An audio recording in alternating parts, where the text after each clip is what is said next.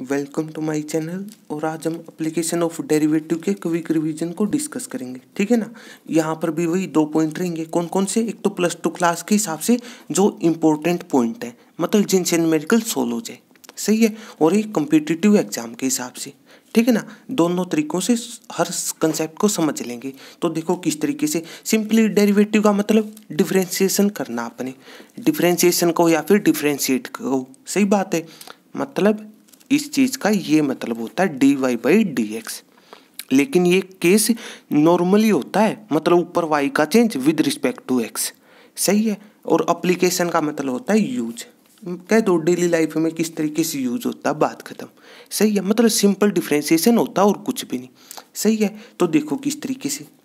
तो जो सबसे पहला कंसेप्ट था यहाँ पर कुछ इस तरीके से, मतलब एक तो था रेट ऑफ चेंज का, ठीक है ना, रेट ऑफ चेंज, सही है।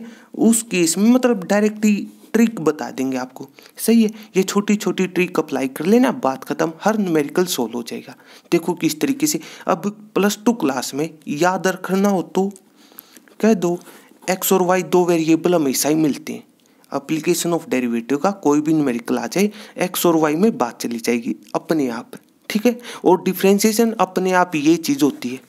कॉम्पिटिटिव एग्जाम में इन्हीं चीज़ों का फ़ायदा उठा लेता है।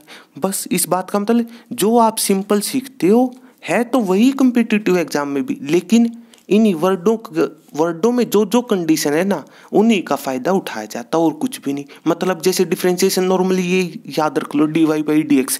अब ये बताओ क्या ये डिफरेंशिएशन नहीं है? बिल्कुल है, याद रख लेना। डिफरेंशिएशन का मतलब होता है चेंज, मतलब इस चीज़ का मतलब है, इसको डिफाइन करना हो तो कह दो x को चेंज करने से y पर क्या इफेक्ट होगा, ये डेफिनेशन है।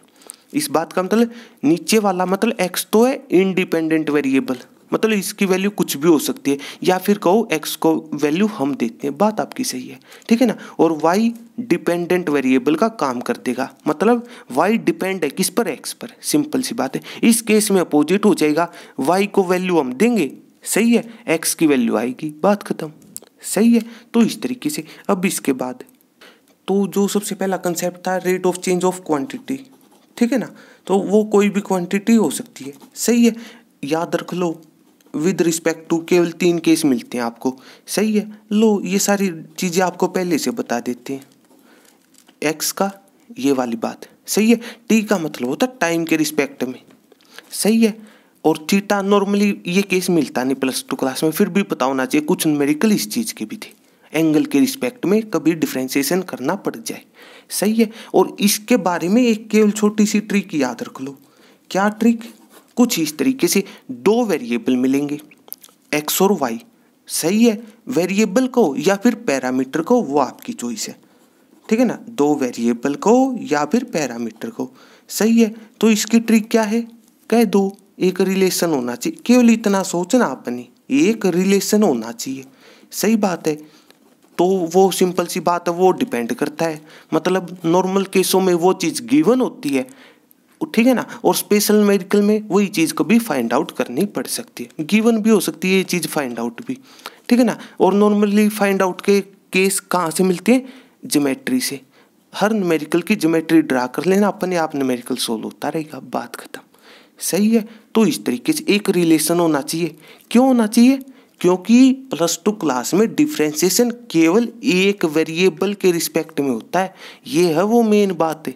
पता तो होना चाहिए ना इस चीज़ का लॉजिक है क्या, सही है। हर बात को अपने वर्डों में डिफाइन कर लिया करो, सही है ना। तो एक रिलेशन हो ताकि क्या हो जाए, मतलब सिंपली जैसे x और y में कुछ रिलेशन हो, x और y में कुछ रिलेशन हो, ताकि उसमें से वो आपकी चॉइस है, x निकाल लो या फिर y निकाल लो, सही है।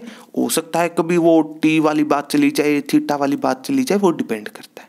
इस बात का ये मतलब था, सही है। एक रिलेशन होगा, वहाँ से एक वैल्यू निकाल लेना, पुट कर लेना, सही है। पुट कहाँ पर करोगे? फॉर्मूले के अंदर, सही है ना। फॉर्मूले के अंदर मतलब समझने के लिए एक एग्जांपल सोच लो, जैसे कोई सर्कल है, ठीक है ना। कोई सर्कल है, जैसे उसका शुरू में ये रेडियस है, जैसे सर्कल का एरिया क्या होता है? πr²। इस बात को समझने के लिए तो ये वैल्यू किस पर डिपेंड है? एरिया ऑफ सर्कल किस पर डिपेंड है? उसके रेडियस पर। आर क्या है? यहाँ पर रेडियस, सही है। सेंटर से बाहर वाली लाइन तक का डिस्टेंस है। वो सर्कल ये भी हो सकता है, समझने के लिए, मतलब ये केवल रफ ज्योमेट्री है, वो ये भी रेडियस का काम कर देगी इस बड़े वाले सेंटर की, मतलब यहाँ पर सेंटर सेम है। और ऐसे सर्कलों को कहा जाता है कोसेंट्रिक सर्कल। कोई भी केस समझ सकते हैं इन बातों को, ठीक है ना, कोई भी केस ले लिया करो। को का मतलब होता है मैच में सेम, और सेंट्रिक नाम में डेफिनेशन लिखी हुई सब कुछ है, मतलब सेम सेंटर हो, वही है, कम से कम 2 सर्कल होंगे, सही है। तो एक रिलेशन होना चाहिए, बात खत्म, ठीक है ना। और उसके बाद न्यूमेरिकल के हिसाब से एक लाइन ही लिख लेना, ठीक है ना, क्या कि जो पहले डाटा गिवन होगा, जो पहले डाटा गिवन होगा, सही बात है, वो पहले यूज होती है, या फिर कहो मतलब जो चीज़ पहले गिवन होगी, ठीक है ना, जो चीज़ पहले गिवन होगी, ठीक है ना, तो वो पहले यूज हो जाएगी। लेकिन जो चीज़ लास्ट में हो ना, ये न्यूमेरिकल के हिसाब से बातें, जो चीज़ लास्ट में गिवन हो वहाँ से आंसर निकाला जाता है, या फिर कहो आंसर के काम आती है वो चीज़, बात खत्म। केवल इतना सोचना रेट ऑफ चेंज के बारे में, सही है। और बस उसके बाद बेसिक फॉर्मूले, बेसिक फॉर्मूले, ठीक है ना, मतलब वो कोई भी केस हो सकता है, एरिया मतलब सर्कल का केस हो सकता है, वो अलग अलग ज्योमेट्री की बात होती है और कुछ भी नहीं। सबसे आसान तरीका ये बनता है, एक रिलेशन होना चाहिए, वो 2 केस बनते हैं यहाँ पर, सही है। और उसके बाद जो चीज़ पहले गिवन होगी वो पहले यूज हो जाएगी, और बाद वाली चीज़ से आंसर निकाला जाता है, तो इस तरीके से, सही है। तो इसके बाद एक जो सेकंड एप्लीकेशन थी वो थी टेंजेंट और नॉर्मल से रिलेटेड, टेंजेंट और नॉर्मल से रिलेटेड, बात खत्म। सिंपल सी बात है, +2 क्लास में फंक्शन इस तरीके का मिलता है, y = f(x), सही है। केवल हमने x के बारे में सोचना होता है, वो ये नॉर्मल केस है, ठीक है ना, या फिर कह दो +2 के सारे केस ऐसे ही मिलते हैं। ये कोई मतलब ये +2 क्लास तक है, कॉम्पिटिटिव एग्जाम में आपको कंफ्यूज करने के लिए इस तरीके से लिख सकता हो। राइट हैंड साइड में मेन बात है, एक ही वेरिएबल नजर आता है, मेन ये बात है +2 क्लास तक, सही है। बेसिक चीजें पता होनी चाहिए। फिर टेंजेंट क्या होता है, सिंपल सी डेफिनेशन बताई थी, क्या, टेंजेंट एक लाइन है, टेंजेंट एक लाइन होगी, सही है, जो कर्व के, ठीक है ना, किसी भी एक सिंगल पॉइंट से, किसी भी एक सिंगल पॉइंट से, ठीक है ना, टच करके जाए, मतलब पॉइंट से पास आउट होके जाए, वो अपनी बात है, ठीक है ना, पास आउट करके जाए, ठीक है ना, साथ के साथ या फिर को टच करके जाए, एक लाइन है। सिंपल सी बात है, समझने के लिए इस चीज़ को समझ लो, ये एक्स एक्सिस, ये वाई, कोई कर्व है, हमें नहीं पता किस तरीके, समझ ली, सही है। इस कर्व पर कोई पॉइंट सोच लिया रैंडमली, सही है। तो इस तरीके से यहाँ पर, ठीक है ना, टेंजेंट क्या हो जाएगा, कुछ इस तरीके का, इस पॉइंट पर टेंजेंट कुछ इस तरीके का हो जाएगा, मतलब केवल इस पॉइंट को टच करके बाहर से चला जाए। मेन बात है यहाँ पर बाहर से जाना चाहिए, ठीक है ना, ये मेन बात है, अंदर से नहीं होगा कभी भी टेंजेंट, सही है। तो इस तरीके ये टेंजेंट हो जाएगा, बात खत्म, सही है। और एक लाइन का मतलब स्ट्रेट लाइन होती है, लाइन तो स्ट्रेट ही होगी, सही है। तो इस तरीके से। और नॉर्मल क्या होता है, नॉर्मल भी एक लाइन है, लेकिन वो टेंजेंट के परपेंडिकुलर होती है। नॉर्मल का दूसरा नाम ही होता है परपेंडिकुलर, या फिर को ऑर्थोगोनल, इस तरीके वर्ड यूज हो सकते हैं, या फिर सिंपली कह दो दोनों के बीच का एंगल बन रहा है 90 डिग्री।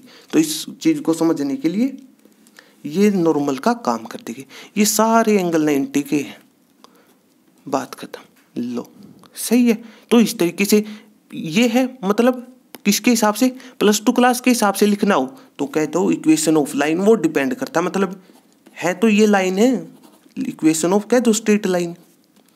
ये बात समझ में आ रही होगी ना आपको, सही है। तो बस इक्वेशन ऑफ स्ट्रेट लाइन क्या होती है, y - y1 m × x - x1, बात खत्म, सही है। मतलब कोई इक्वेशन ऑफ स्ट्रेट लाइन लिखनी हो जो पास आउट हो रही है किसी x1, y1 पॉइंट से, कभी लिखनी हो तो उसका रिजल्ट है y - y1 = m × x - x1, बात खत्म। m क्या होता है, स्लोप होता है, m क्या हो जाएगा, स्लोप हो जाएगा, सही बात है।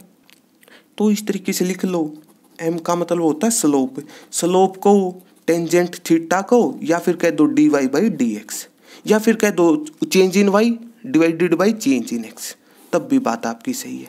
ये फॉर्मूले हैं स्लोप के, सही है।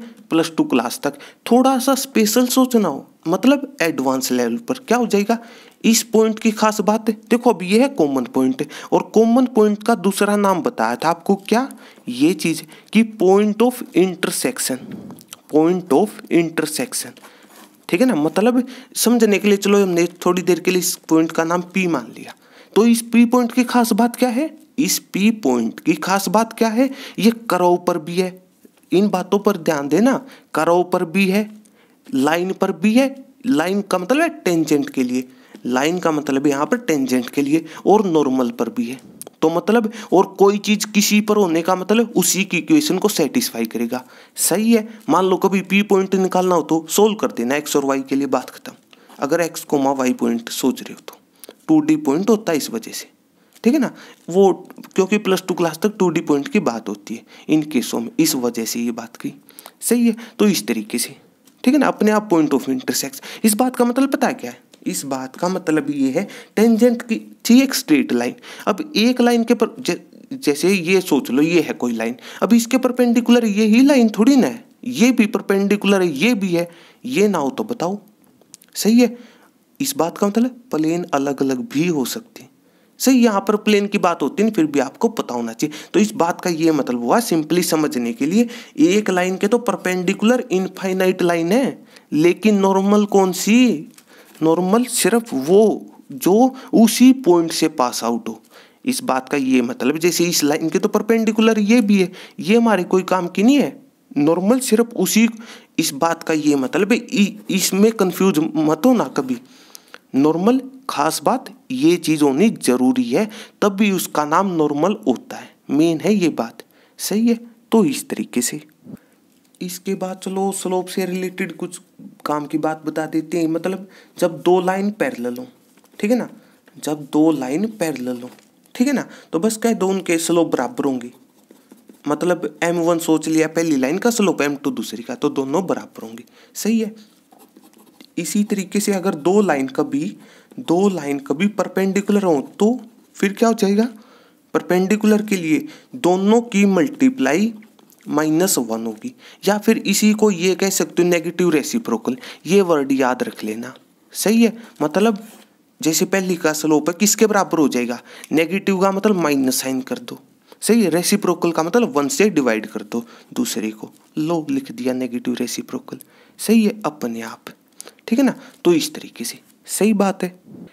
तो ये केस है, ठीक है ना। और इसके बाद एक वही बात है, कौन सी, कि जब भी इक्वेशन ऑफ लाइन लिखनी हो, जब भी इक्वेशन ऑफ लाइन लिखनी हो, बात खत्म। मतलब एक पॉइंट होना चाहिए या फिर स्लोप होना चाहिए, काम चल जाएगा, या फिर 2 पॉइंट हो और 2 पॉइंटों से स्लोप हम लिखना जानते हैं। मतलब अभी नहीं कहा था स्लोप का नाम dy/dx, मतलब y2 - y1 और नीचे x2 - x1, बात खत्म। मतलब जैसे इक्वेशन ऑफ लाइन 2 पॉइंटों वाली लिखनी हो, याद रखने के लिए y - y1, जैसे जब एक पॉइंट तो था लिखा था m × x - x1, सही बात है। और जब 2 पॉइंट हो तो बात खत्म, लिख दो स्लोप y2 - y1 नीचे x2 - x1, इक्वेशन आ जाएगी। जब 2 पॉइंट थी हो, मतलब जब भी इक्वेशन ऑफ लाइन लिखनी हो तभी दिमाग में ये है टारगेट, तो आपका इतना सोचना है, अपने आप हर न्यूमेरिकल आसान लगने लगेगा, केवल ये सोच लेना। सही है। तो इस तरीके से तो बस ये है सारा +2 क्लास तक। मतलब +2 क्लास में जो ये 2 कंसेप्ट है पहले, केवल इतना सोच लेना, हर न्यूमेरिकल सोल्व हो जाएगा, बात खत्म। सही है। लेकिन एक थोड़ा स्पेशल न्यूमेरिकल भी था, वो आप चेक कर लेना, ठीक है ना। जब हमने क्वेश्चन पेपर 2019 के न्यूमेरिकल सोल्व किए थे, ठीक है ना, वहाँ पर सेट वन में एक न्यूमेरिकल था इसी कंसेप्ट का, ठीक है ना। वो आप चेक कर लेना कौन सा नंबर है, मतलब एप्लीकेशन ऑफ डेरिवेटिव का। वहाँ पर मतलब ये टेंजेंट और नॉर्मल से रिलेटेड था, टेंजेंट, ठीक है ना, 20 के आसपास मिलेगा वो कौन सा न्यूमेरिकल, वो आप चेक कर लेना, ठीक है ना। वहाँ पर एक खास बात बताई थी, वो थोड़ा स्पेशल न्यूमेरिकल था, एक बार उसको जरूर चेक कर लेना। सही है। तो इस तरीके से मतलब प्लेलिस्ट के अंदर से आप चेक कर लेना, ठीक है ना। और या फिर आप कमेंट कर देना, उसका लिंक हम आपको प्रोवाइड कर देंगे, ठीक है ना। वो सारी चीज़ें आपस में शेयर हो जाएंगी, मेन है बेसिक। सही है। लेकिन अब यहाँ पर कोई भी मतलब कम्पिटिटिव एग्जाम की मतलब अगर बात डिस्कस हुई, फिर कहोगे आप प्रूफ चाहिए। अगर कोई भी बात डिस्कस हो फिर बात सही आपकी की प्रूफ चाहिए, लेकिन इसके लिए काम कर लेना, ठीक है ना। जब ये सारी चीज़ें पहले से डिस्कस हो चुकी हैं, ये नहीं कि हम बार बार डिस्कस करेंगे, ठीक है ना। तो उसके लिए क्या करना, आप एक समरी, मतलब एक प्लेलिस्ट थी एप्लीकेशन ऑफ डेरिवेटिव की, वहाँ पर समरी थी, समरी ऑफ, ठीक है ना, एप्लीकेशन ऑफ डेरिवेटिव, ठीक है ना, वो जरूर चेक कर लेना, ठीक है ना। वो सारे पार्ट चेक कर लेना, वो सारी एडवांस लेवल की बातें मतलब हर चीज़ का प्रूफ, मतलब किसी ने अगर दूसरे तरीके से भी सोचना हो तो, ये तो केवल +2 क्लास तक की कोई भी ये चीज़ें लिखी, बात खत्म, न्यूमेरिकल सोल्व हो जाएगा। तो इस तरीके से सही है। तो ये पहली 2 एप्लीकेशन कुछ इस तरीके से रहेंगी और बची हुई एप्लीकेशन भी हम इसी तरीके से नेक्स्ट पार्ट में समझ लेंगे, मतलब बेसिक यूज करके। तो इस तरीके से सही है। तो अगर आपको मेरी वीडियो अच्छी लगी हो तो इसको लाइक कीजिए और मेरे चैनल को सब्सक्राइब कीजिए। तब तक के लिए थैंक यू।